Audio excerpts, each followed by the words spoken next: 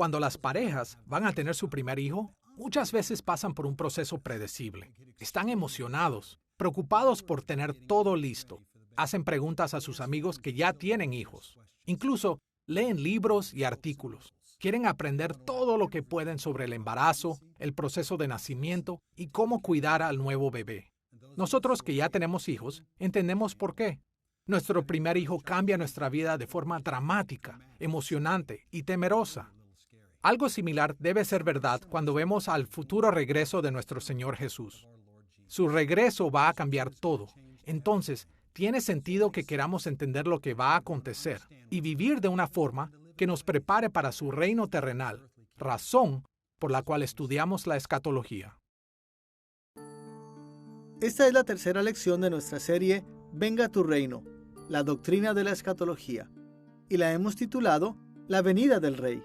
En esta lección exploraremos lo que la Biblia dice acerca del regreso de Cristo o su segunda venida y su relación con los eventos que conllevan la consumación de las cosas. En lecciones anteriores definimos escatología como el estudio de las últimas cosas o la doctrina de las últimas cosas. Y dijimos que la escatología individual es el estudio de cómo los seres humanos experimentan los eventos de los últimos días. Sin embargo, en esta lección, nuestros tópicos estarán dentro de una subcategoría diferente conocida como escatología general. La escatología general es el estudio de los hechos universales de juicio y salvación de Dios en los últimos días. Esta aborda algunos de los mismos problemas que aborda la escatología individual, pero enfatiza más a los eventos que a la forma en cómo los individuos experimentan los eventos. Nuestra discusión de la venida del Rey se dividirá en tres partes. Primero, examinaremos lo que las Escrituras dicen acerca del regreso de Cristo. Segundo, consideraremos las señales de los tiempos que apuntan a su regreso. Y tercero, estudiaremos los principales puntos de vista evangélicos del milenio. Comenzaremos con el regreso de Cristo. Cerca del final de su ministerio terrenal, antes de que ascendiera al cielo, Jesús aseguró a sus seguidores que Él eventualmente volvería. Vemos esto, por ejemplo, en su discurso del Monte de los Olivos en Mateo capítulos 24 y 25, y en su discurso de despedida en Juan capítulos 14 al 17. Después, en el momento que ascendió al cielo, Jesús envió 2 ángeles para que recordaran a los apóstoles que Él volvería. Lucas escribió en Hechos capítulo 1 versículos 10 y 11. Y estando ellos con los ojos puestos en el cielo, entre tanto que Él se iba, he aquí se pusieron junto a ellos 2 varones con vestiduras blancas, los cuales también les dijeron: Varones Galileos, ¿por qué estáis mirando al cielo? Este mismo Jesús que ha sido tomado de vosotros al cielo, así vendrá como le habéis visto ir al cielo. Otros libros del Nuevo Testamento también mencionan la segunda venida de Cristo. Pablo oró para que los tesalonicenses estuvieran listos para esto en Primera de Tesalonicenses capítulo 3 versículo 13. Y él los tranquilizó mencionándoles que no se habían perdido esto en Segunda de Tesalonicenses capítulo 2 versículos 1 y 2. El autor de Hebreos lo asoció con la salvación de aquellos que esperan a Jesús en Hebreos capítulo 9 versículo 28. Pedro lo describió como el fin y la renovación del mundo en 2 de Pedro capítulo 3 versículos 4 al 10. Y en la visión apocalíptica de Juan, en Apocalipsis capítulo 22 versículo 12, Jesús dijo a Juan que fuera fiel hasta que él volviera. El regreso de Jesús a la tierra es algo que se enseña en todo el Nuevo Testamento y siempre ha sido un punto central de la fe en la teología cristiana. Jesús va a volver. Él nos lo mencionó en la Biblia que Él iba a volver. Podemos escuchar estas palabras en el aposento alto. Podemos ver la enseñanza de los apóstoles, Pablo, Pedro, Juan en sus cartas y de forma particular en Apocalipsis. Entonces, es un hecho de las Escrituras que Jesucristo regresaría al final de los tiempos. Y esa es una gran esperanza para nosotros, debido a que como creyentes anhelamos ver a nuestro Salvador y cuando Él regrese, allí es cuando la muerte será removida absolutamente de nuestra experiencia. seremos hechos perfectamente santos en nuestra alma y cuerpo, y estaremos en compañía de todos los santos y de los santos ángeles en la presencia de Jesús para siempre. Entonces, no solo confesamos que Jesús va a regresar, sino que lo hacemos con gusto y con anhelo. En esta lección, nos enfocaremos en dos aspectos del regreso de Cristo. Primero, la necesidad de que Él regrese, y segundo, la forma en la cual regresará. Veremos primero la necesidad de la segunda venida de Jesús. Muchos cristianos en partes privilegiadas del mundo no se preocupan mucho acerca del regreso de Cristo. Ellos están contentos en parte de disfrutar de las bendiciones de esta vida, mirando hacia una vida en el cielo en el estado intermedio. Como el joven rico en Marcos capítulo 10 versículos 21 al 25. Su riqueza les dificulta el poner suficiente valor en el reino que Cristo va a completar cuando Él regrese. Pero en otras partes del mundo, los cristianos sufren por su fe. Entonces, es más fácil para ellos pensar en el mundo perfecto que Jesús va a traer. Ellos no tienen problema en reconocer la necesidad de la segunda venida de Cristo. Es necesario que Jesús regrese debido a que la obra de Dios no está completa. El plan de Dios no está completo. Está la creación, está la caída, hay redención en Cristo y habrá una consumación. La historia se acerca a su final. Dios está envolviendo las cosas. Todas las cosas que estén mal se convertirán en bien. Y Cristo ha prometido que Él regresará. Juan capítulo 14 nos dice que Él va a preparar un lugar para nosotros, y que si va y prepara un lugar para nosotros, Él regresará y nos recibirá. Cristo también va a volver a juzgar a los vivos y a los muertos. Hay un número de razones por lo cual el regreso de Cristo es importante. Entre ellas existe la razón que el regreso de Cristo es la consumación de la resurrección de Cristo. Él ha resucitado. Él realmente ha resucitado. Pero Él ha resucitado para que Él pueda volver de nuevo. Y esto es lo que decimos en la Cena del Señor, ¿verdad? Todas las veces que comiereis este pan y bebiereis esta copa, la muerte del Señor anunciáis hasta que Él venga. Esto es un punto central en el mensaje del Evangelio. Hay un número de razones para la necesidad del regreso de Jesús. Pero para nuestros propósitos, nos enfocaremos en su rol como heredero de Abraham y su rol como heredero de David. Veremos primero el rol de Cristo como heredero de Abraham. En Génesis capítulos 15 y 17, el pacto de Dios con Abraham incluye las promesas de tierra para Abraham y sus descendientes. Y en estos capítulos, la tierra es específicamente identificada como Canaán. De hecho, esa es la razón por la cual la Biblia y los teólogos se refieren a Canaán como la tierra prometida. Pero en Génesis capítulo 17, versículo 5, Dios también prometió que Abraham sería el padre de muchas naciones.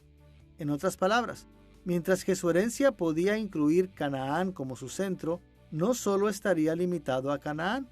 En Romanos capítulo 4, versículo 13, Pablo interpreta esta promesa para decir que Abraham y sus descendientes heredarían el mundo entero. Añadido a esto, muchos años después de los eventos de Génesis capítulo 17, Dios confirmó su pacto con Abraham en el monte Moriah. En ese momento, Dios probó a Abraham al ordenarle que presentara a su hijo Isaac como sacrificio. Este era un mandamiento extraño por dos razones. Primero, Dios no había pedido anteriormente un sacrificio humano. Y segundo, en Génesis capítulo 17, Isaac había sido identificado como el heredero de las promesas del pacto de Abraham. Entonces, si Isaac iba a morir, las promesas de Dios iban a perderse. Pero en el último momento, Dios evitó la muerte de Isaac, y Dios confirmó su pacto con Abraham de una forma en la cual se aseguraban que todas las promesas del pacto de Dios se llevarían por medio de Isaac. Y Dios añadió más detalles en el vocabulario del pacto para que de forma explícita se incluyera a todo el mundo.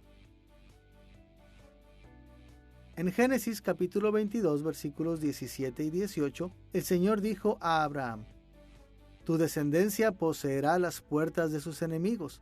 En tu simiente serán benditas todas las naciones de la tierra.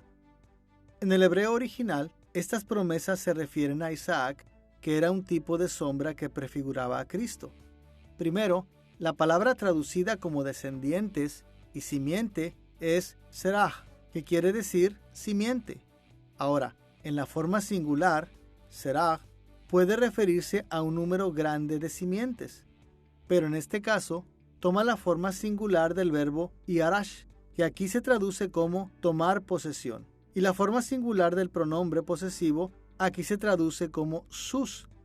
Entonces, una lectura más literal de este pasaje sería: tu descendencia tomará posesión de las ciudades de sus enemigos, y a través de tu descendencia todas las naciones de la tierra serán bendecidas.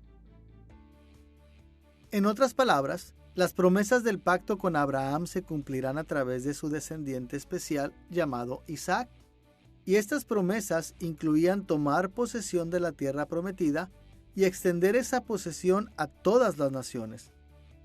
La expectativa en los días de Isaac era que él viviría en la tierra conquistada. Por supuesto, como la historia progresaba, Dios revelaría más de sus planes. Sería obvio que las promesas a Isaac finalmente serían cumplidas a través de su descendiente llamado Jesús. Jesús también sería ofrecido como sacrificio a Dios, pero esta vez no habría un cambio de último minuto. Tal como la obediencia de Abraham había logrado que Isaac fuera puesto en el puesto principal del pueblo del pacto de Dios, la obediencia de Cristo lograría que él tuviera este derecho. Y Jesús personalmente bendeciría a cada nación en parte al vivir entre ellos en la tierra que él ha conquistado. El regreso de Cristo es necesario debido a las promesas hechas a Abraham e Isaac. Dios juró que uno de los descendientes de Abraham vencería a sus enemigos y poseería todo el mundo. Y el Nuevo Testamento menciona que Jesús es el descendiente a través de quien se cumplen las promesas. Pero para poder apoderarse del territorio de sus enemigos y poder vivir en el mundo que Él ha conquistado, Jesús tendría que estar en la tierra. Tendría que volver de forma personal para que las promesas a Abraham e Isaac pudieran cumplirse. Aparte de la necesidad del regreso de Jesús como heredero de Abraham, Él también tenía que regresar como heredero de David. Tal como hemos visto en una lección anterior, Isaías capítulo 9 versículo 7 nos menciona que Dios prometió que un descendiente de David gobernaría a Israel para siempre. Vemos ideas similares en 2 de Samuel capítulo 7 versículo 16 y Ezequiel capítulo 37 versículos 24 al 28. Y Daniel capítulo 7 versículo 14 añade el detalle que el heredero de David realmente gobernaría y sería adorado por todos los pueblos, naciones y hombres de toda lengua. Pero Jesús no restauró el trono de David durante su ministerio terrenal. Tampoco estableció un reino terrenal mundial y permanente. Y ciertamente no es adorado ahora por todas las personas en la tierra. Ahora, es importante mencionar que Jesús ya reina como rey tanto en el cielo como en la tierra. Justo antes de ascender al cielo, Él dijo a sus discípulos que Él poseía una autoridad completa tanto en el cielo como en la tierra. En Mateo capítulo 28, versículo 18, Él dijo: Toda potestad me es dada en el cielo y en la tierra. Jesús es rey sobre el cielo y la tierra. Él tiene toda la autoridad. Pablo habló de esto en Efesios capítulo 1, versículos 20 al 22. Él explicó que Cristo reina en el cielo y que su rango real es mayor que cualquier otro título que pueda tener, tanto en esta era como en la era venidera. Y Pablo repitió esta idea en muchos otros lugares, incluyendo 1 Corintios capítulo 15, versículo 25 y Colosenses capítulo 2, versículo 10. Pero, en el tiempo presente, el trono de Jesús está en el cielo, no en la tierra. Entonces, para poder cumplir las promesas de Dios a David, Jesús tiene que regresar a la tierra, restablecer el trono de David en Israel y desde allí gobernar toda la tierra para siempre. Tal como el ángel le dijo a María, la madre de Jesús, en Lucas capítulo 1, versículos 32 y 33. El Señor Dios le dará el trono de David su padre, y reinará sobre la casa de Jacob para siempre, y su reino no tendrá fin. De forma similar, en Mateo capítulo 25, versículos 31 al 46, Jesús mismo especificó que cuando Él se siente en su trono ofreciendo veredictos reales de juicio sobre los malos y los justos, ese trono estaría en la tierra. Escuchemos Mateo capítulo 25 versículos 31 y 32, donde Jesús dijo esto: Cuando el Hijo del Hombre venga en su gloria y todos los santos ángeles con Él, entonces se sentará en su trono de gloria y serán reunidas delante de Él todas las naciones, y apartará los unos de los otros como aparta el pastor las ovejas de los cabritos. La imagen es la de Jesús descendiendo del cielo, brillante de esplendor, o en su gloria celestial, y junto a Él un ejército de ángeles conquistadores. ¿Y a dónde va Él? A la tierra, donde las naciones que Él planea juzgar están localizadas. Todos los cristianos deberíamos mirar hacia el futuro, al reino terrenal de Cristo que comenzará cuando Él vuelva. Vemos esta esperanza reflejada en la visión del apóstol Juan de la Nueva Jerusalén en Apocalipsis capítulos 21 y 22. Y se observa en las profecías de Jeremías acerca de Jerusalén, en Jeremías capítulos 3, versículo 17, y en sus palabras acerca de los reyes davídicos, en Jeremías capítulo 17, versículo 25, y capítulo 33, versículos 17 al 22. Fue la fe y la esperanza de Jesús y de aquellos que le siguieron en el Nuevo Testamento, y debería ser nuestra fe y esperanza también. Habiendo observado la necesidad del regreso de Cristo, estamos listos para considerar la forma o manera de su venida. A Jesús le quedaban varias tareas importantes que cumplir para poder consumar el reino terrenal de Dios, y Él cumplirá estas cosas de forma personal. Entonces, sabemos que regresará. Pero, ¿cuándo regresará? ¿Cómo será eso? ¿Cómo le reconoceremos? En términos simples, Jesús descenderá del cielo como el Rey conquistador y victorioso sobre toda la creación. Mencionaremos 4 aspectos de la forma del regreso de Cristo. Será personal, física, visible y triunfante. Veremos primero el hecho de que será personal.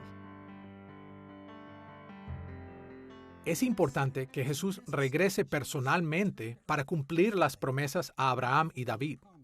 Él enviará al Espíritu, quien va a estar involucrado en afectar el siguiente estado del reino. No solamente actuará a través de su iglesia, aunque participaremos en los eventos que consumarán el reino. Su regreso no es una metáfora utilizada para describir la conversión a gran escala de los perdidos, o para propagar la paz a todas las naciones, o la victoria de la iglesia al mundo. No es una metáfora. Jesús realmente va a volver en persona para culminar su obra. Después de que Jesús resucitó de entre los muertos, pero antes de ascender al cielo, pasó 40 días enseñando a sus fieles apóstoles acerca del reino de Dios. Luego, en Hechos capítulo 1, versículos 4 y 5, explicó que iba a enviar al Espíritu Santo para empoderar a la iglesia para el ministerio. En respuesta a esto, en Hechos capítulo 1, versículo 6, los apóstoles le preguntaron: Señor, ¿restaurarás el reino a Israel en este tiempo? Esta pregunta revela una suposición importante, específicamente que Jesús mismo iba a restaurar el reino de Israel. Naturalmente, los apóstoles se preguntaban si las otras obras escatológicas de Jesús iban a seguir inmediatamente después de recibir el Espíritu Santo, pero Jesús les dijo que no especularan acerca de los tiempos, y solo les aseguró que el Espíritu Santo los investiría de poder para sus ministerios. Inmediatamente después de esto, Él ascendió al cielo. Entonces, ¿qué pensaban los apóstoles sobre esto? Es probable que ellos se preguntaban cómo el reino podría ser restaurado cuando aquel que supuestamente lo iba a restaurar había ascendido al cielo. De hecho, los siguientes versículos sugieren que este es el caso, y en la misma historia, 2 ángeles se les aparecieron a los apóstoles y les dijeron que Jesús iba a regresar personalmente en el futuro para terminar la obra de consumar el reino de Dios en la tierra.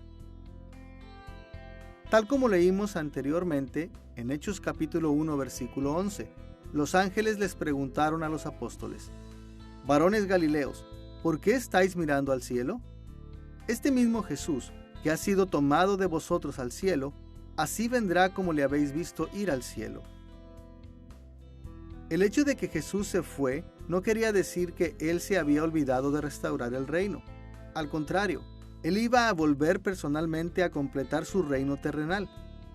El apóstol Pedro estaba tan persuadido de esta realidad que formó parte de su presentación del Evangelio.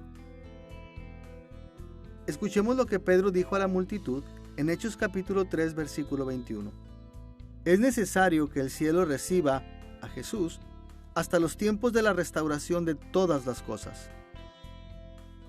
Muchas personas y escritores del Nuevo Testamento también argumentaron que Jesús regresaría personalmente para consumar el reino mesiánico de Dios en la tierra, pero la idea está más divulgada en los escritos de Pablo. Por ejemplo, en lugares como 1 de Corintios, capítulo 15, versículo 23, y Filipenses, capítulo 3, versículos 20 y 21, Pablo unió el regreso personal de Cristo con la resurrección de los creyentes. En 2 de Timoteo, capítulo 4, versículo 8, él dijo que Dios recompensaría a aquellos que esperan ansiosamente el regreso de Cristo.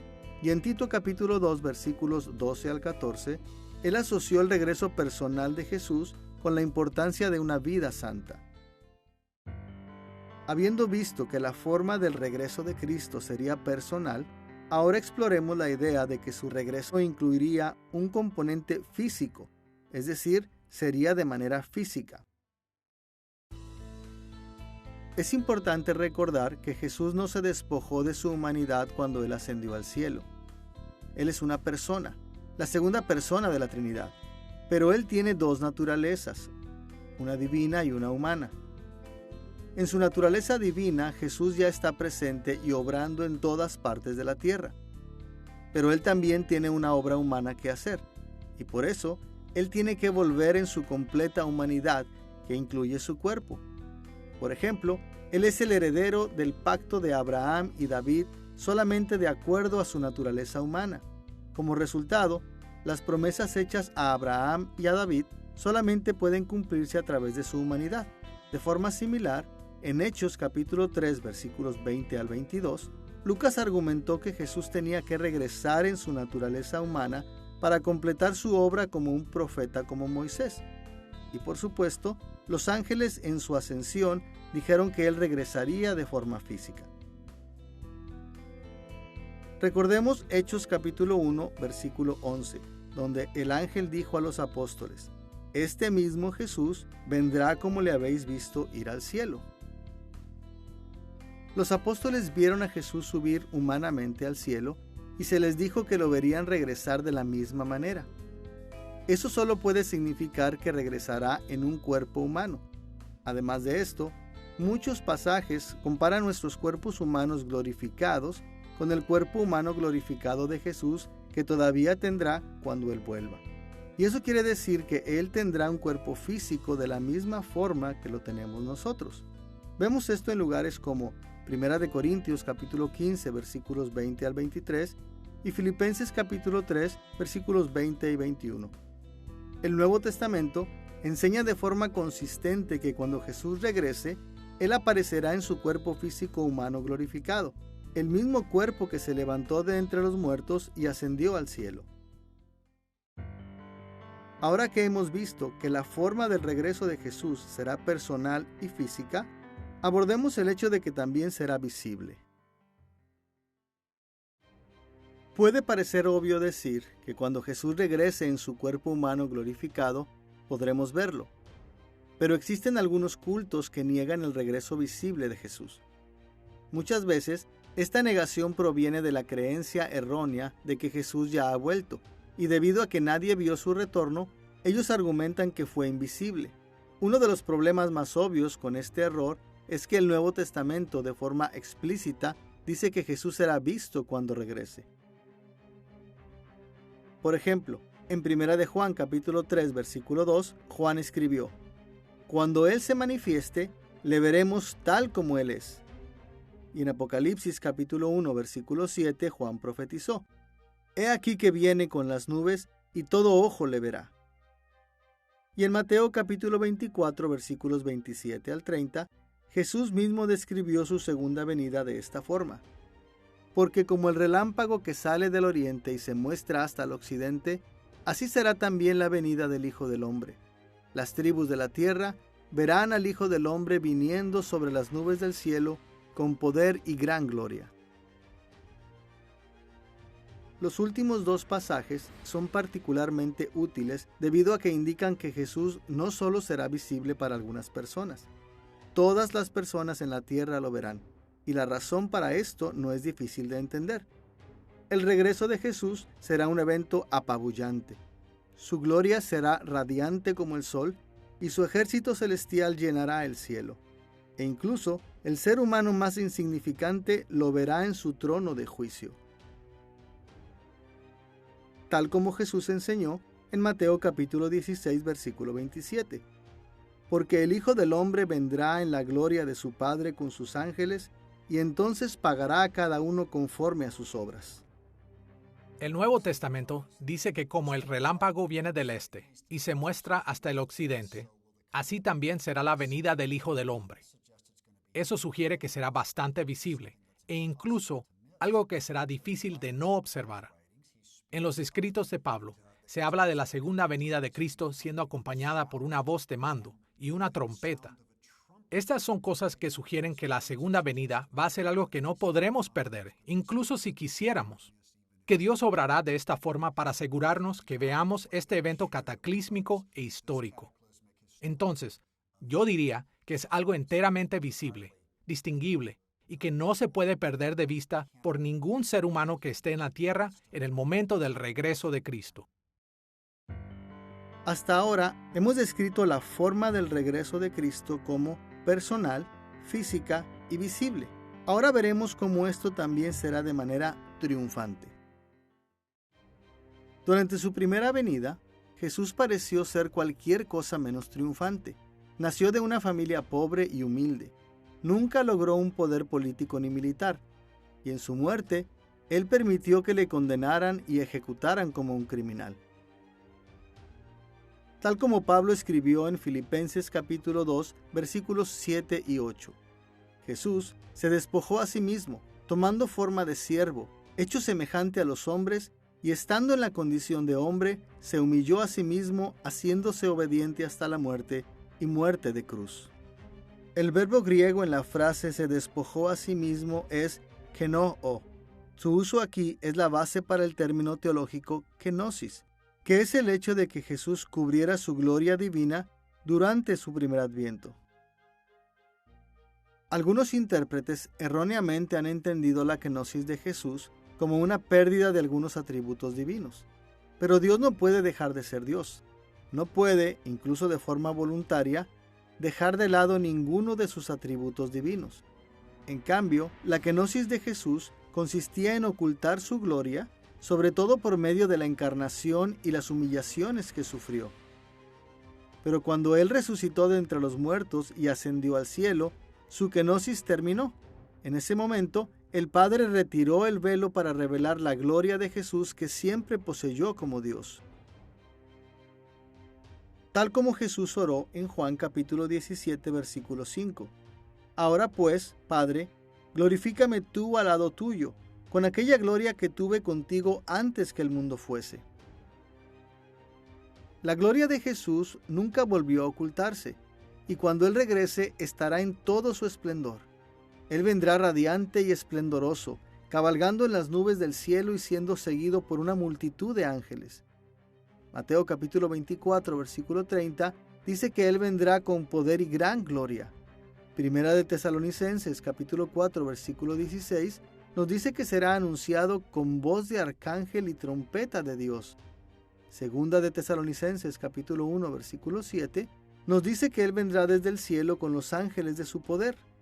Y Apocalipsis capítulo 19, versículos 11 al 16, nos dice que Él será coronado con muchas coronas, seguido por el ejército del cielo y portando un cetro de hierro para gobernar las naciones. En resumen, esta aparición será como la de un rey triunfante que lidera su ejército a la victoria, y todos se arrodillarán delante de su poder y autoridad. Escuchemos Filipenses capítulo 2, versículos 9 al 11, donde Pablo describe los resultados de la kenosis de Jesús. por lo cual Dios también lo exaltó hasta lo sumo y le dio un nombre que es sobre todo nombre, para que en el nombre de Jesús se doble toda rodilla de los que están en los cielos y en la tierra y debajo de la tierra, y toda lengua confiese que Jesucristo es el Señor, para gloria de Dios Padre. Esta es la victoria final. Cuando Jesús regrese y derrote a sus enemigos, nadie podrá oponérsele. Todos, sin excepción, se arrodillarán y reconocerán su grandeza y se someterán a su gobierno. Apocalipsis capítulo 22 versículos 3 al 5 nos enseña que su trono estará en la Nueva Jerusalén, donde su gloria será tan brillante que la ciudad no necesitará lámparas ni siquiera el sol. Y Apocalipsis capítulo 11 versículo 15 nos indica que su reino celestial se extenderá a todo el mundo. Como creyentes, una de nuestras mayores esperanzas es el regreso físico de Cristo. Cuando Jesús regrese, la creación será perfecta y la gloria de Dios se verá en todo el mundo. Hasta ese momento, nuestra labor es vivir vidas que anticipen y proclamen esa victoria final. Debemos ser santos, honrar a nuestro Rey y preparar su reino para su llegada. Pero en un sentido, también debemos estar agradecidos por su retraso. ¿Por qué? Porque cada día que Jesús espera es una oportunidad para que sus enemigos se arrepientan, para que ahora puedan recibir su perdón y sus bendiciones eternas cuando Él vuelva. Ahora que hemos considerado la venida del Rey en términos del regreso de Cristo, veremos nuestro segundo tópico, las señales de los tiempos. Cuando hablamos de las señales de los tiempos, tenemos en mente los eventos que indican el progreso de la línea del tiempo escatológica de Dios. Como hemos visto en una lección anterior, los últimos días, o escatón, se desarrollan en 3 etapas. La inauguración del reino terrenal mesiánico de Dios, el cual tuvo lugar en la primera venida de Jesús, la continuación del reino, en el cual vivimos ahora, y la futura consumación del reino que ocurrirá cuando Jesús regrese. En esta sección de nuestra lección, nos preocupan principalmente las señales que apuntan al glorioso regreso de Cristo. Discutiremos las señales de los tiempos en 3 partes. Primero, veremos que el tiempo del regreso de Cristo es un misterio divino. Segundo, destacaremos algunos precursores significativos del regreso de Cristo. Y tercero, identificaremos algunas estrategias interpretativas de teólogos que se han utilizado para explicar a estos precursores. Empezaremos con el hecho de que el tiempo del regreso de Cristo es un misterio divino. En Mateo capítulo 24, versículo 3, los discípulos de Jesús le hicieron esta pregunta: ¿cuándo serán estas cosas y qué señal habrá de tu venida y del fin del siglo? Antes, incluso de hacerle esta pregunta, los discípulos se dieron cuenta de que Jesús se iba a ir por un tiempo y después regresaría. Y sabían que Él no iba a traer la plenitud del reino mesiánico de Dios en la tierra hasta que Él regresara. Pero se seguían preguntando cuándo sucederían estas cosas. Para responder a esta pregunta, Jesús les habló de las señales que precederían su regreso. En Mateo capítulo 24, versículos 27 al 30, Él dijo que el sol y la luna se oscurecerían, y que Él aparecería en el cielo, viniendo con las nubes y resplandeciendo con gran gloria. Pero Él no les dijo cuándo esto iba a acontecer. De hecho, no podía decírselos debido a que era un misterio divino que incluso Él no sabía. Como dijo Él en Mateo capítulo 24, versículo 36. Pero del día y la hora nadie sabe, ni aun los ángeles de los cielos, sino solo mi Padre. Desde la perspectiva de su naturaleza humana, incluso Jesús no sabía cuándo regresaría. Lamentablemente, muchos teólogos a través de la historia se han considerado ellos mismos más sabios y mayor informados que Jesús, y han intentado dar fechas para su regreso, pero todos ellos se han equivocado. Como Jesús dijo en Mateo capítulo 24, versículos 42 al 44. Velad pues, porque no sabéis a qué hora ha de venir vuestro Señor. El Hijo del Hombre vendrá a la hora que no pensáis. Muchos otros pasajes confirman que no se sabe la fecha del regreso de Jesús, incluyendo Mateo capítulo 25, versículo 13, Marcos capítulo 13, versículos 32 y 33, Lucas capítulo 12, versículo 40, Primera de Tesalonicenses capítulo 5, versículo 2 y Segunda de Pedro capítulo 3, versículo 10.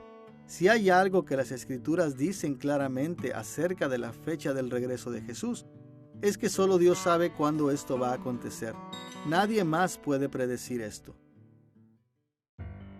Habiendo visto que las señales de los tiempos no revelarán el misterio divino de cuándo Cristo regresará, exploremos algunos precursores significativos de su segunda venida.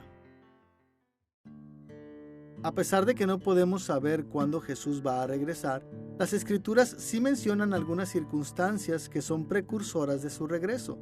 Hablando de forma general, estos precursores no son absolutos. Como hemos visto en una lección previa, las profecías de Dios son fundamentalmente condicionales. Así como el alfarero puede cambiar la forma del barro en una vasija, Dios tiene la libertad en cómo Él cumple las profecías acerca del futuro. Sin embargo, las circunstancias que las Escrituras mencionan que precederán el regreso de Cristo nos siguen guiando. Esto crea una expectativa legítima acerca de cómo se va a desarrollar el futuro y nos advierten y animan a que nos preparemos para el regreso de Cristo. Mencionaremos solo 3 de los precursores más significativos del regreso de Cristo, comenzando con la oposición demoníaca al reino de Dios. Las Escrituras enseñan que Satanás y sus fuerzas demoníacas se han opuesto al avance del reino de Dios a través de la historia. Entonces, la oposición demoníaca no es algo nuevo, pero las Escrituras también nos enseñan que un periodo terrible de oposición demoníaca precederá el regreso de Jesús. Apocalipsis capítulo 7, versículo 14, llama a este periodo la Gran Tribulación, un tiempo donde los demonios darán poder a los falsos profetas para que realicen señales y maravillas de engaño.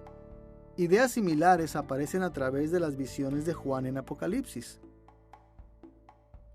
Por ejemplo, en Apocalipsis capítulo 16, versículos 13 y 14, Juan escribió: «Y vi salir 3 espíritus inmundos a manera de ranas, pues son espíritus de demonios que hacen señales».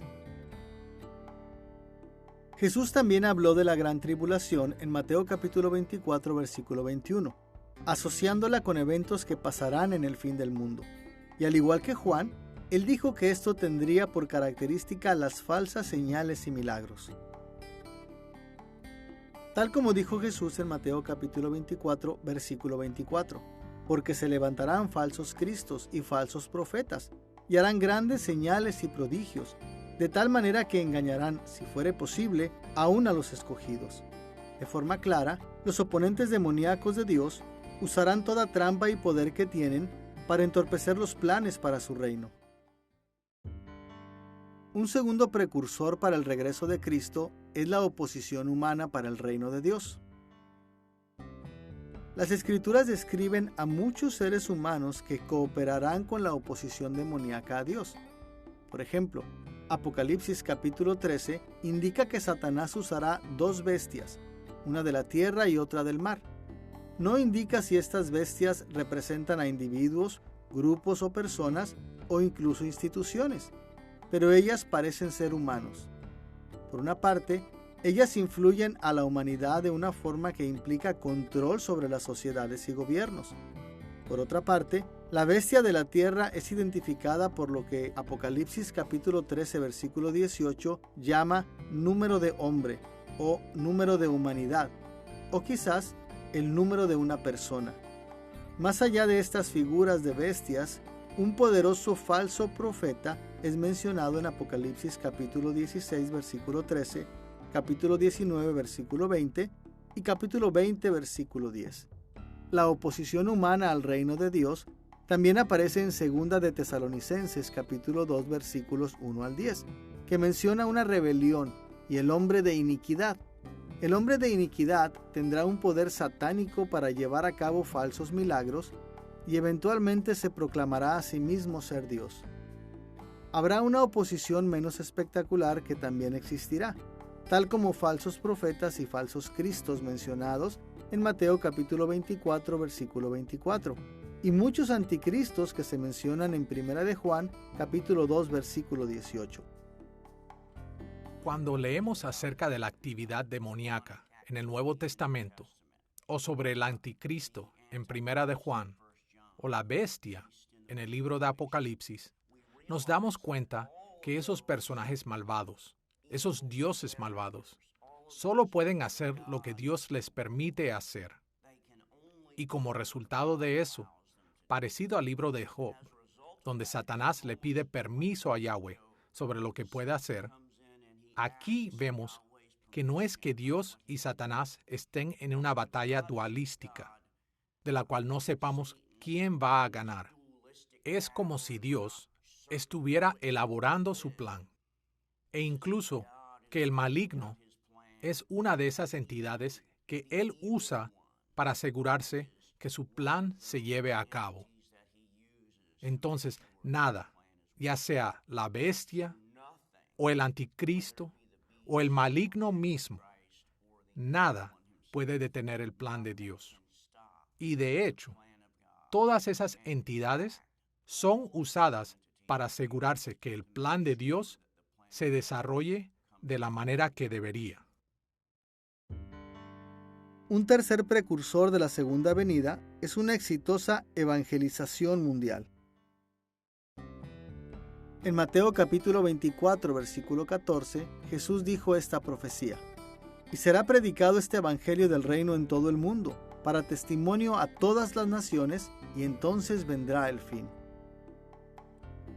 A pesar de muchas formas de seria oposición que enfrente el reino de Dios, este presentará exitosamente el evangelio a las naciones.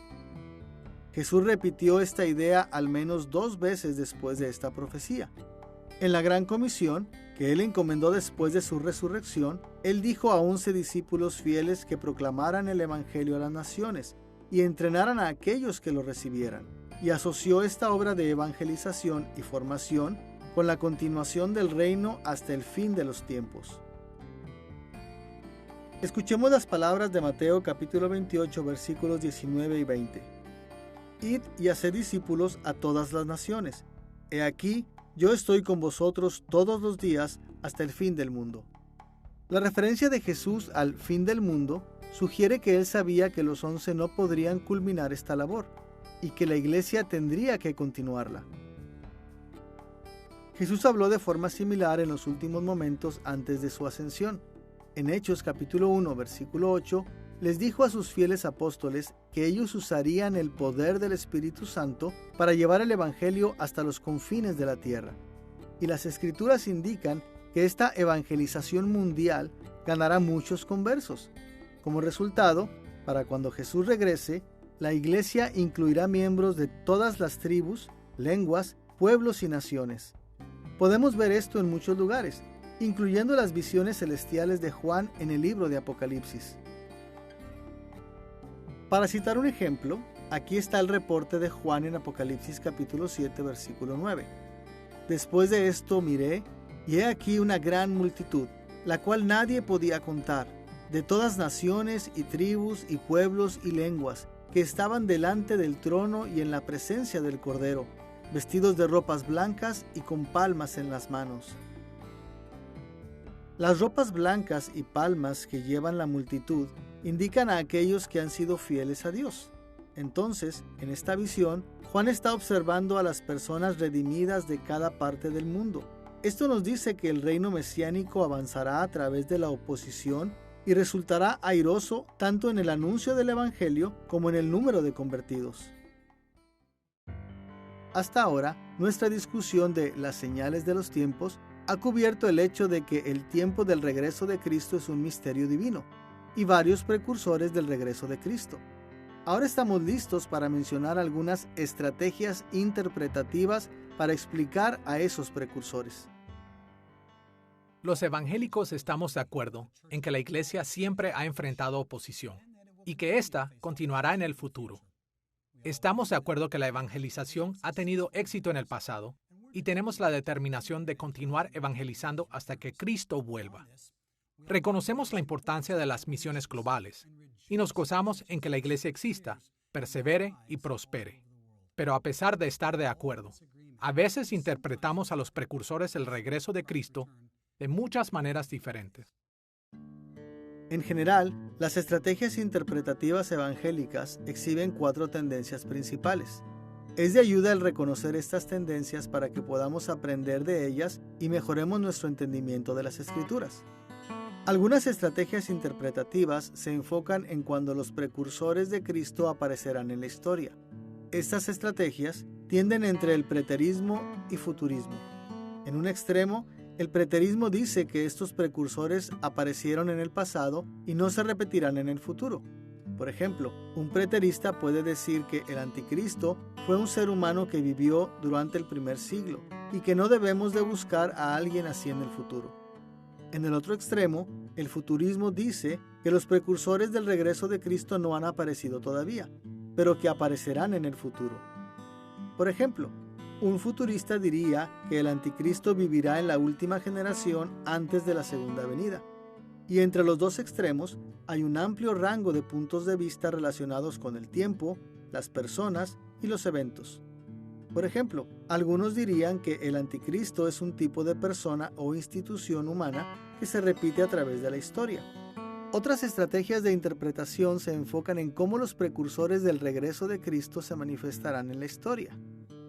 Estas estrategias tienden entre el historicismo y el idealismo. El historicismo relaciona a estos precursores con personas actuales y eventos a través de la historia. Por ejemplo, durante la Reforma del siglo XVI, muchos historicistas creyeron que el anticristo era el Papa Católico Romano, o incluso el Papa mismo. Por contraste, el idealismo relaciona a los precursores del regreso de Cristo a conceptos abstractos y principios generales.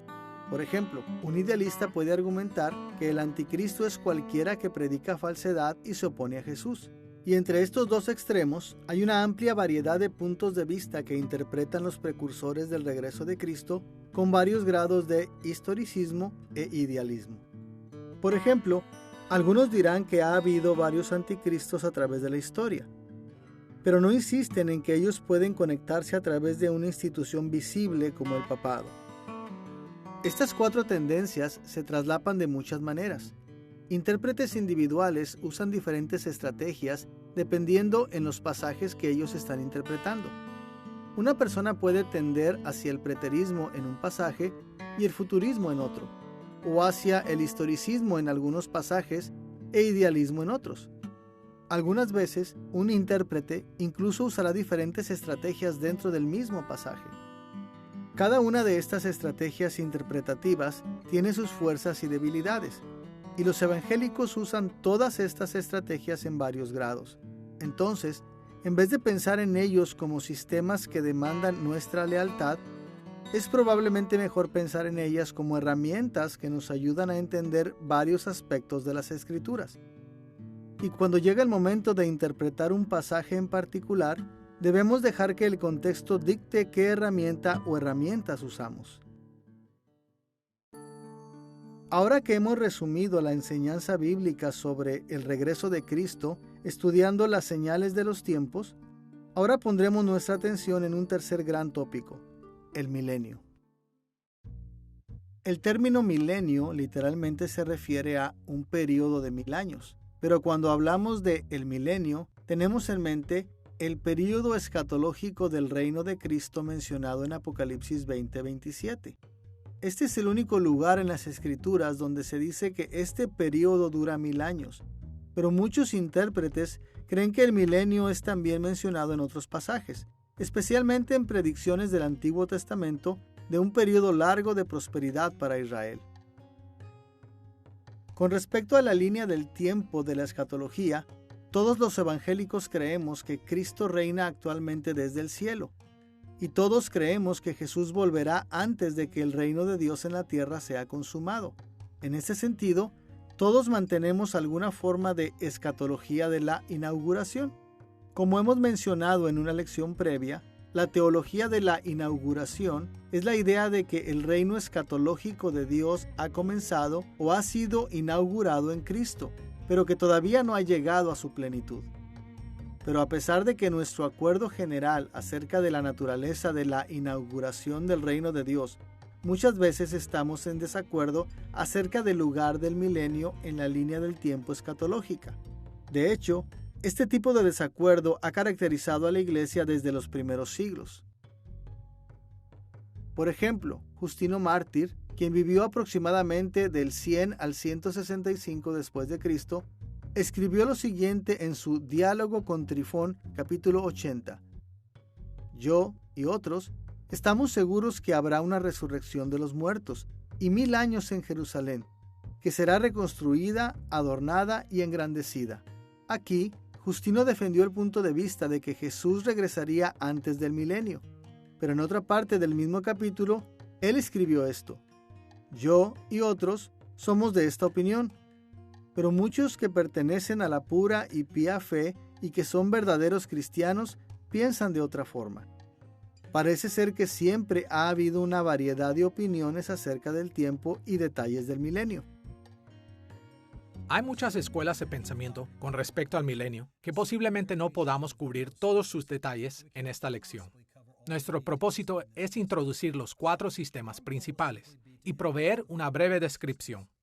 Pero también queremos enfatizar que cada uno de estos sistemas es sostenido por cristianos evangélicos y creyentes fieles. Entonces, a pesar del sistema que podamos encontrar más razonable, debemos respetar a aquellos que sostienen otros sistemas y conducirnos con amor y humildad, aunque estemos en desacuerdo. En esta lección, describiremos brevemente los 4 sistemas de el milenio que predominan el día de hoy: premilenialismo histórico, premilenialismo dispensacional, postmilenialismo y amilenialismo. Veremos primero el premilenialismo histórico. El premilenialismo histórico es uno de los 2 sistemas premileniales que examinaremos. En escritos antiguos, muchas veces es llamado kiliasim, de la palabra griega kilioi, que quiere decir 1000. El término premilenialismo en sí mismo se refiere a la creencia de que Jesús regresará antes de que comience el milenio, y el término histórico muestra que este punto de vista ha sido mantenido a través de la historia de la Iglesia. A diferencia del término más moderno premilenialismo dispensacional, el premilenialismo histórico enseña que la Iglesia pasará por una gran tribulación justo antes del regreso de Jesús. Cuando Jesús venga, Él reunirá a los creyentes que sigan vivos, atará a Satanás de su influencia en este mundo y comenzará su reino terrenal físico y milenario. Y este punto es esencial. Una de las claves distintivas del premilenialismo es el elemento de que Cristo reine físicamente en la tierra durante el milenio. Algunos intérpretes premilenialistas creen que el milenio durará 1000 años exactos, pero la mayoría admite que los 1000 años pueden indicar de forma metafórica un largo periodo de tiempo. De forma similar, el premilenialismo histórico no tiene una unidad en los detalles del acopio o rapto de los creyentes. Entonces, debemos de hacer una pausa para explicar esto de forma más detallada. En 1 de Tesalonicenses capítulo 4 versículos 16 y 17, Pablo describió el rapto de esta forma: porque el Señor mismo, con voz de mando, con voz de arcángel y con trompeta de Dios, descenderá del cielo, y los muertos en Cristo resucitarán primero. Luego, nosotros, los que vivimos, los que hayamos quedado, seremos arrebatados juntamente con ellos en las nubes para recibir al Señor en el aire, y así estaremos siempre con el Señor. La palabra rapto proviene de la versión en el latín de estos versículos que usa el verbo rapio, que se traduce aquí como arrebatados. Entonces, el rapto es el evento en el cual los creyentes son arrebatados o reunidos con Cristo en las nubes. El premilenialismo histórico enseña que aquellos creyentes que sigan vivos cuando Jesús vuelva serán reunidos con Él en el aire. Después, ellos regresarán inmediatamente a la tierra con Él como parte de su victoria militar y vivirán en la tierra durante el reino milenial. Sin embargo, algunos premilenialistas históricos piensan que el rapto también incluirá a los creyentes que han resucitado. pero otros argumentan que la resurrección de creyentes no tendrá lugar hasta el juicio final al fin del milenio. En cualquier caso, durante el milenio, creyentes y no creyentes disfrutarán de bendiciones terrenales, paz y prosperidad. Este periodo milenial no será el estado final de los cielos nuevos y la tierra nueva, a pesar de que algunos premilenialistas históricos creen que el estado final comenzará durante el milenio.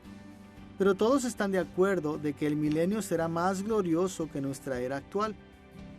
Los teólogos premilenialistas históricos muchas veces ven el milenio profetizado en pasajes del Antiguo Testamento que describen una era de bendición, pero con vida mortal, tales como Salmo 72, versículo 8 al 14, Isaías capítulo 11, versículos 2 al 9, y Zacarías capítulo 14, versículos 5 al 21.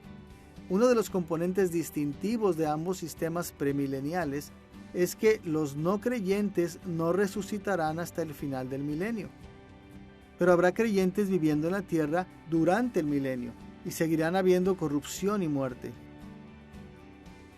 Isaías capítulo 65, versículo 20 es leído como refiriéndose a este tiempo cuando dice: No habrá más allí niño que muera de pocos días, ni viejo que sus días no cumpla, porque el niño morirá de 100 años y el pecador de 100 años será maldito.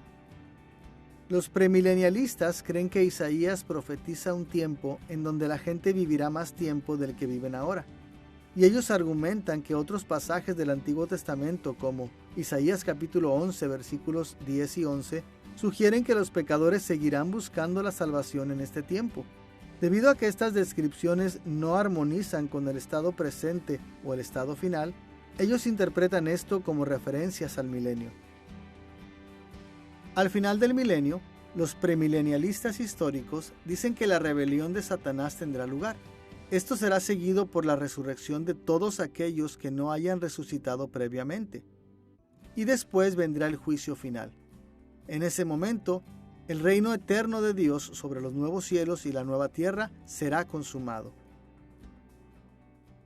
Me aferro a una interpretación premilenial de Apocalipsis capítulo 20, porque es la lectura más literal de este pasaje.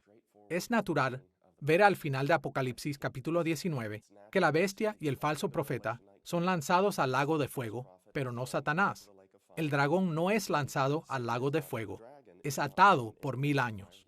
Y antes de los 1000 años, hay una resurrección de creyentes que reinan con Cristo por 1000 años. Y al final de los 1000 años, Satanás es desatado y después es capturado. Y solo entonces es lanzado al lago de fuego, donde ya están la bestia y el falso profeta. Habiendo visto cómo el premilenialismo histórico contempla el milenio, ahora veremos los diferentes puntos de vista del premilenialismo dispensacional. Al igual que el sistema premilenialista, el premilenialismo dispensacional mantiene que Jesús regresará antes del milenio. Y, al igual que en algunas formas del premilenialismo histórico, los creyentes resucitarán antes de que el milenio comience. Jesús reinará físicamente en la tierra durante el milenio, y los no creyentes serán resucitados y juzgados después del milenio. Pero a diferencia del premilenialismo histórico, el premilenialismo dispensacional enseña de forma general que los resucitados y los creyentes que sigan vivos serán raptados al cielo antes de que comience la gran tribulación, y que ellos permanecerán allí hasta el fin del milenio. Una de las razones de esta diferencia con el premilenialismo histórico se encuentra en el aspecto dispensacional del premilenialismo dispensacional. El dispensacionalismo enseña que Dios obra de diversas maneras durante diferentes épocas o dispensaciones. Y una consecuencia de estas dispensaciones es que Dios tiene un diferente plan para el pueblo judío del que tiene para la iglesia. De acuerdo al dispensacionalismo, Dios envió a Jesús a ser el Mesías para la nación de Israel para cumplir sus promesas a Israel en el Antiguo Testamento. Pero cuando Israel rechazó a Jesús como su Mesías, Dios puso sus planes en espera. En su lugar, Dios levantó a los gentiles en la iglesia. Por supuesto, también hay judíos creyentes en la iglesia, pero Dios sigue intentando cumplir sus promesas a la nación de Israel. Para lograr esto, Dios raptará a la iglesia antes de la tribulación y tratará principalmente con Israel durante el milenio. La mayoría de los premilenialistas dispensacionales creen que aquellos que permanezcan en la tierra después del rapto experimentarán la gran tribulación, la cual durará 7 años, y al final de la tribulación Jesús regresará y el milenio comenzará. Jesús restaurará la nación de Israel y reinará visiblemente sobre todas las naciones desde su trono en Jerusalén. Durante este tiempo, Dios cumplirá sus promesas del Antiguo Testamento a la nación de Israel. Por ejemplo, escuchemos lo que Dios dijo en Amós capítulo 9 versículos 11 al 15. En aquel día, yo levantaré el tabernáculo caído de David, y cerraré sus portillos y levantaré sus ruinas, y lo edificaré como en el tiempo pasado, para que aquellos sobre los cuales es edificado mi nombre posean el resto de Edom y a todas las naciones. Y traeré el cautiverio a mi pueblo Israel, y edificarán ellos las ciudades asoladas y las habitarán, pues los plantaré sobre su tierra, y nunca más serán arrancados de su tierra que yo les di. Los dispensacionalistas creen que las profecías como estas serán cumplidas para la nación de Israel en el milenio. Al final del milenio, Satanás instigará una rebelión, pero Dios derrotará a Satanás y a su ejército. Después, Dios resucitará a los no creyentes, además de los creyentes que vengan a la fe y mueran después del rapto. Después tendrá lugar el juicio final, y el estado final en los nuevos cielos y la nueva tierra comenzará. Soy un dispensacionalista progresivo porque incluye lo mejor de la teología del pacto, enfocándose en el único pueblo de Dios y las promesas del pacto, pero también toma lo mejor del punto de vista dispensacional clásico, que ve un programa futuro y un plan para Israel. Tomo lo mejor de ambos. Ahora que hemos visto el milenio desde la perspectiva del premilenialismo histórico y del premilenialismo dispensacional, ahora exploraremos el postmilenialismo. El término postmilenialismo se refiere a la creencia de que Jesús regresará después de que termine el milenio. Esto es un contraste directo para ambos sistemas premileniales, los cuales mencionan que Él regresará antes que comience el milenio. Otro contraste importante entre los sistemas premileniales y el postmilenialismo es el lugar en que estará Cristo durante su reino milenial. Los premilenialistas dicen que Cristo estará físicamente en la tierra, pero los postmilenialistas ponen a Jesús físicamente en el cielo mientras Él reina espiritualmente en la tierra. En el sistema postmilenial, el milenio es una era de éxito para el Evangelio que prepara la tierra para el regreso de Jesús. Algunos creen que el milenio se extiende a través de la ascensión de Cristo hasta su regreso. Otros creen que serán los últimos 1000 años antes de que Él vuelva. Pero todos los postmilenialistas sostienen que una trayectoria general de la historia a través del milenio producirá un éxito grande para el Evangelio y la Iglesia en todo el mundo. El reino de Cristo garantizará que las naciones vengan a la fe. La moralidad cristiana impactará profundamente a la sociedad y el reino de Dios eventualmente cubrirá todo el mundo. Para apoyar esta idea, los postmilenialistas citan pasajes que garantizan la victoria de Cristo sobre sus enemigos e interpretan esto como referencia a su reinado durante el milenio. Por ejemplo, escuchemos las palabras de Pablo en 1 Corintios capítulo 15, versículo 25. Porque preciso es que Él reine hasta que haya puesto a todos sus enemigos debajo de sus pies. Los postmilenialistas generalmente creen que versículos como estos enseñan que Cristo derrotará triunfalmente a sus enemigos antes de que Él vuelva. Los postmilenialistas ven el milenio como un tiempo de victoria creciente para el reino de Dios. Entonces, algunas veces toman una posición preterista con respecto a la gran tribulación, creyendo que tomó lugar en el primer siglo después de Cristo. Sin embargo, casi todos los postmilenialistas reconocen la rebelión de Satanás al fin del milenio y su derrota cuando Cristo regrese. Al igual que algunas formas del premilenialismo histórico, los postmilenialistas enseñan que el rapto incluirá resucitados y creyentes que sigan vivos. Estos se encontrarán con el Señor en el aire cuando Él venga, e inmediatamente regresarán con él a la tierra como parte de su gran victoria militar. Los no creyentes también resucitarán en este momento, y Jesús traerá sus juicios tanto para creyentes como para no creyentes.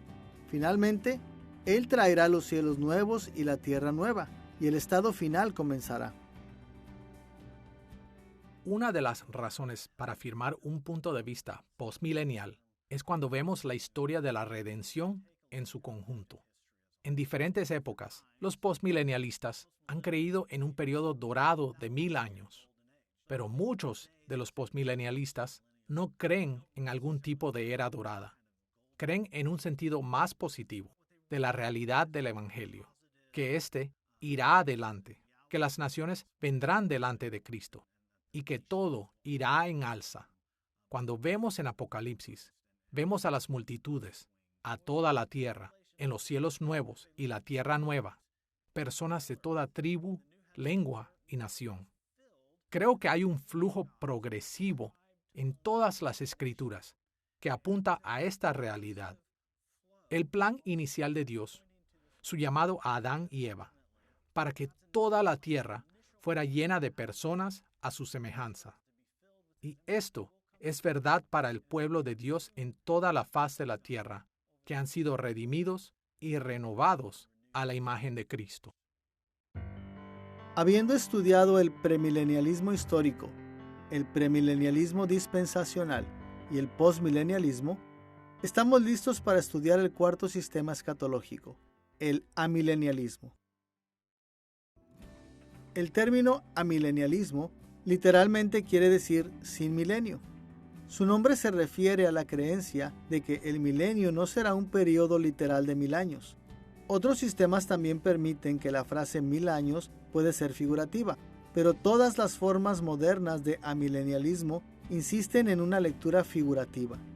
Al igual que algunas formas de postmilenialismo, el amilenialismo ve el milenio como todo el periodo entre la ascensión de Cristo y su regreso. Durante este tiempo, Jesús reina sobre la tierra desde su trono en el cielo, y al igual que todas las formas de postmilenialismo, el amilenialismo cree que Jesús regresará después del milenio. Lo que distingue al amilenialismo del postmilenialismo es que el amilenialismo no insiste que el reino milenial de Jesús se expandirá constantemente y traerá mejoras al mundo. Desde una perspectiva amilenial, la experiencia de la Iglesia, su éxito y crecimiento será determinado en gran parte por las obras de la Iglesia misma y por los actos libres de providencia de Dios. Entonces, es posible que el mundo continúe siendo cada vez más fiel a Dios, pero también es posible que esto no suceda. Con respecto a la gran tribulación, algunos amilenialistas creen que ocurrió al comienzo de la historia de la Iglesia, y otros lo asocian a la rebelión de Satanás al fin del milenio.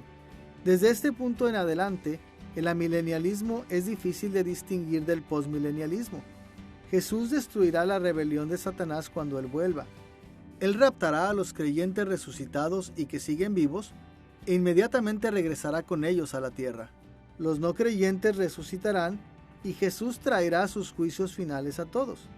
Y finalmente, Jesús traerá los cielos nuevos y la nueva tierra, y el estado final comenzará. Hay varias interpretaciones evangélicas legítimas de la escatología, y mi punto de vista es amilenial. Me parece que cuando vemos la escatología paulina, y Gerhardus Voss escribió un libro maravilloso sobre la escatología de Pablo, ustedes pueden ver una simplicidad en la escatología de Pablo de que cuando Jesús venga, ese será el final, y todo tendrá su cumplimiento en ese momento. Y nos introduce en los cielos nuevos y la tierra nueva. Y parece maravillosamente simple. Y esa gran belleza es simple. Y me parece que la escatología bíblica es simple. A pesar del punto de vista que tomemos, premilenialismo histórico, premilenialismo dispensacional, postmilenialismo y amilenialismo, es importante recordar que cada uno de estos puntos de vista es sostenido por cristianos evangélicos. Nosotros debemos de ser humildes, tener caridad y poder ser mansos cuando estudiamos la escatología y sus sistemas. Una de las cosas más importantes es que todas las formas evangélicas de milenialismo, post, a o pre, creen en una futura segunda venida de Cristo, en la resurrección general de los muertos, en el juicio final, en el cielo y el infierno. Parece que en los últimos 20 o 25 años ha crecido un consenso en algunas ideas básicas, particularmente en la del ya pero todavía no.